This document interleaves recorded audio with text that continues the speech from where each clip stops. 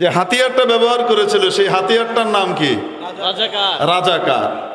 এটা দিয়েই ক্ষমতা পাকাপোক্ত করেছে আর সামনের স্বপ্ন বুনে রেখেছিল।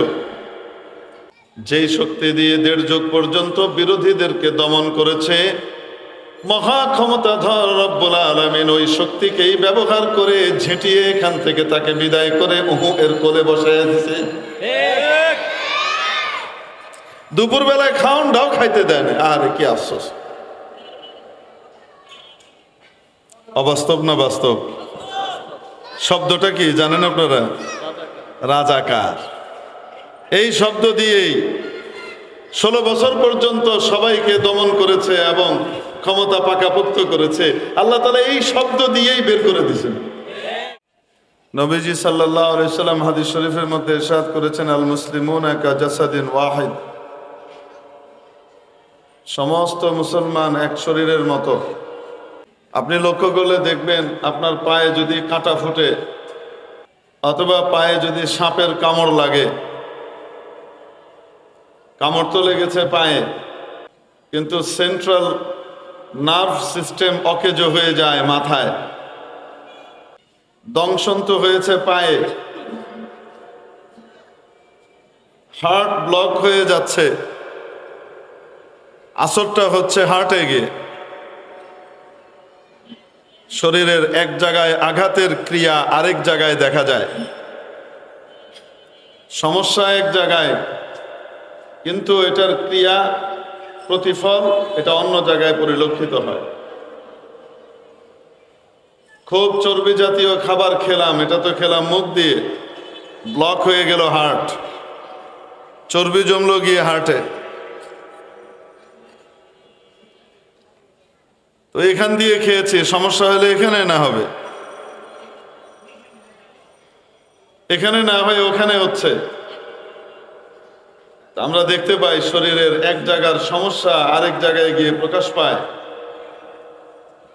আজ গোটা পৃথিবীতে মুসলমান আল্লাহর সাথে সম্পর্কহীন হয়ে গেছে। আরশের মালিকের সাথে তাদের সম্পর্ককে ছিন্ন করেছে। আরশের মালিকের সাথে সম্পর্কের মূল মাধ্যম কোরআন এবং নবীজিকে বাদ দিয়েছে। না তার জীবনে কোরআনের প্রতিফলন আছে, না তার জীবনে রাসূলে পাক সাল্লাল্লাহু আলাইহি সাল্লামের সুন্নাহ আছে। ফলশ্রুতিতে আল্লাহর সাথে সম্পর্ক ছিন্ন হয়, আর এই সম্পর্ক ছিন্ন হওয়ার কারণে আমাদের উপর নিগ্রহের ফয়সালা হয়, আমাদেরকে সাজা দেওয়ার ফয়সালা হয়। সমস্যা তো তৈরি করি আমরা যারা আছি তারা, আর এটার ফলাফল ভোগ করে ফিলিস্তিনিরা, সিরিয়ানরা। প্রশ্ন হলো, কেন হুজুর? আমাদের উপরেই, আমাদের সমস্যার সাজা আমাদের উপরেই দিয়ে দিত, তাইলেই তো হয়। মেরে মুহতারাম দোস্ত, আমাদের সাজাটা যদি আমাদের উপরে দিয়ে দিত, আমরা সব বেঈমান হয়ে যেতাম। বেশিরভাগই মুনাফিক হয়ে যেতাম, ইমান বিক্রি করে দিতাম। আমাদের ইমান এত শক্ত। চোখের সামনে আল্লাহর পাওয়ার দেখলাম, আল্লাহ কি না পারেন চোখের সামনে আমাদেরকে দেখালেন, তারপরেও মুহূর্তের ভিতরে ভুলে যায়।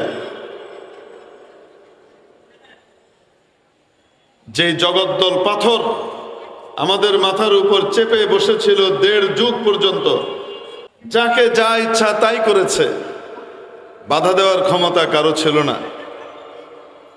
কিসের 24? ও তো 41-এর টার্গেট নিয়ে চলতেছিল, ভিশন 41। আর এই ভিশন 41-এর ব্যাপারে সবাই একমত ছিল যে ওই পর্যন্ত যাবে, নামানোর ক্ষমতা কারো নাই। কারণ সব জায়গাতে যেভাবে সুন্দর করে সেট আপ দেওয়া ছিল, এই সেট আপ আপনি সরাবেন কিভাবে? বিরোধিতায় কে কথা বলবে? আন্তর্জাতিক মহলকে সামাল দেওয়ার জন্য তাদের প্রভুরা রেডি হয়ে বসেছিল। পার্শ্ববর্তী দেশ তাদের দাস দাসী আর গোলামদেরকে বাঁচাবার জন্য আন্তর্জাতিক মহলে যা লবিং করা দরকার সেগুলো করত। আর ভেতরগতভাবে তো দালাল মুনাফেক অনুচরের কোনো অভাব নাই। তো সবাই মোটামুটি ধরে নিয়েছিল যে এদের হাত থেকে নিষ্কৃতি পাওয়ার আর কোনো পথ নাই। ঠিক কি ঠিক না? মনে মনে ছিল কি ছিল না? আসলেই মোস্ট পাওয়ারফুল ছিল। এত পাওয়ারফুল একটি শক্তিকে, একটি ক্ষমতাকে ধাই করে উড়িয়ে ফেলার ক্ষমতা যে একজনের আছে, মুসলমান ওইটাই ভুলে গেছিল। একজনের আছে না নাই? আছে। কার? আল্লাহ। করে দেখিয়েছেন। কিন্তু কেমন করে দেখিয়েছেন? যেই শক্তি দিয়ে 16 বছর বিরোধীদেরকে দমন করেছে। বিরোধী মানে শুধু তার হাতে হা না মিলাইলেই হলো সেই বিরোধী। তাকে দমন করেছে, দেশ ছাড়া করেছে, জেলখানায় ভরেছে, ফাঁসিতে লটকিয়েছে, রাজাকার, জঙ্গি ইত্যাদি যা ইচ্ছা তাই বলেছে। যেই শক্তিটা ব্যবহার করে সেই শক্তিটা ছিল রাজাকার। যে হাতিয়ারটা ব্যবহার করেছিল সেই হাতিয়ারটার নাম কি? রাজাকার। রাজাকার।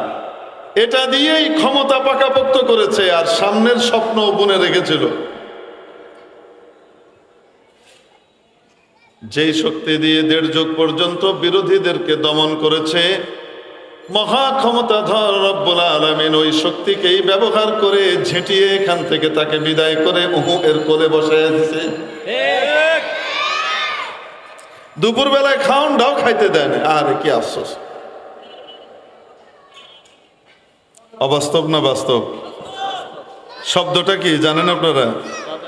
রাজাকার।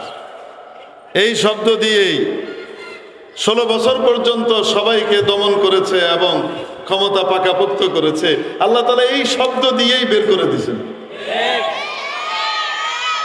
যদি ওই শব্দটা শুধু না বলতো তাহলে আন্দোলন তো জমতোই না। আন্দোলন তো হয়েছিল কোটা সংস্কার। এরকম কত আন্দোলন আইলো আর গেল, বুঝেন নাই মনে হয়? এর চেয়ে বড় বড় আন্দোলন সামাল দিয়ে ফেলছে। আর সবই আমার হাতের মুঠোয়, তো তাহলে এটাকে আর কি করা? কিন্তু মাওলানা পাকের ফয়সালা যখন হয়ে যায়, ওয়া তুইজ্জু মান তাশাউ ওয়া তুযিল্লু মান তাশাউ, তুতিল মুলকা মান তাশাউ ওয়া তানজিউল মুলকা মিম্মান তাশাউ। যাকে চান আপনি রাজত্ব দেন, যাকে চান আপনি রাজত্ব থেকে নামিয়ে দেন, যার কাছ থেকে চান রাজত্ব কেড়ে নেন। ঠিক। যাকে চান ইজ্জত দেন, যাকে চান বেইজ্জত করেন। বিয়াদিকাল খায়র, কল্যাণ একমাত্র সব আপনার হাতে। ইন্নাকা আলা কুল্লি শাইইন কাদির, যা ইচ্ছা তাই আপনি করতে পরিপূর্ণ ক্ষমতাবান। সে আল্লাহ পাক ক্ষমতা দেখাইলেন, দেখ তোর হাতিয়ারকেই তোর বিরুদ্ধে ব্যবহার করব। তোর তৈরি করা হাতিয়ার রাজাকার, এটা দিয়ে পিটাস, এটা দিয়েই তোরে আমি পিটাবো। যা বাস বলে ফেলছে। মুক্তিযোদ্ধার নাতিপুতিরা সব মেধাবী না, রাজাকারের বাচ্চারা সব মেধাবী। আর যায় কই? অবাস্তব না বাস্তব? তো আল্লাহর ক্ষমতা আছে না নাই? আছে। এই চোখের সামনে আল্লাহর এই ক্ষমতা দেখার পরেও যাদের দাপটে এখানে কোনো মাহফিল করার জন্য মাহফিল কর্তৃপক্ষকে থানায় দৌড়াইতে দৌড়াইতে দৌড়াইতে দৌড়াইতে অমুক নেতা তমুক নেতার কাছে আসা যাওয়া করতে করতে স্যান্ডেল খুঁয়ে যেত। তারপরেও বাবারে পূর্ণ বায়োডাটা জমা দাও, তার জীবন বৃত্তান্ত, কে আসবে, তার বাপ কি করে, তার চাচা কি করে, তার মামা কি করে, কে আসতে পারবে কে পারবে না, এগুলা ছিল কি ছিল না? বলেন না কেন? এই সত্য কথাগুলা বলাও যাবে না। বললে আবার সাপের মতো ফুঁত করে ওঠার মতো পানক সাপ স্টেজে বয়ে থাকতো। সবকিছুকে মুহূর্তের ভিতরে তছনছ করে আল্লাহ পাক শেষ করে দিলেন। তারপরেও এখনো পর্যন্ত কি আসে না? ঈমান পয়দা হয় না যে আল্লাহই পারেন। ঈমান এত দুর্বল, এত কিছু দেখার পরেও জাহাঙ্গীরনগর বিশ্ববিদ্যালয়ের একজন সম্মানিত সহকারী প্রক্টর, একজন নারী, পর্দার সাথে, হিজাবের সাথে, ইসলামের সাথে উনি ওনার দায়িত্ব পালন করেন, ওনার অধিকারকে নিয়ে, তাকে নিয়ে কটূক্তি করে। কে? ক্ষমতায় যাওয়ার আশায় বিভোর হয়ে বসে আছে সেটা ঠিক। শীর্ষ পর্যায় থেকে এদের বিরুদ্ধে কোনো অ্যাকশনও নেওয়া হয় না। আমরা পরিষ্কার করে বলে দিতে চাই, কোনো বিশেষ দলের সাথে আমাদের মিত্রতাও নাই, কোনো বিশেষ দলের সাথে আমাদের শত্রুতাও নাই। কারোর সাথে যদি শত্রুতা হয়ে থাকে তা আল্লাহর জন্য হয়েছে। দেশপ্রেমিক 57 জন সেনা কর্মকর্তাকে প্রভুদের ইশারায় হত্যা করে এদেশের সেনাবাহিনীকে পঙ্গু করে দেওয়া হয়েছে ক্ষমতায় আসার 1 বছরও পুরা হওয়ার আগেই।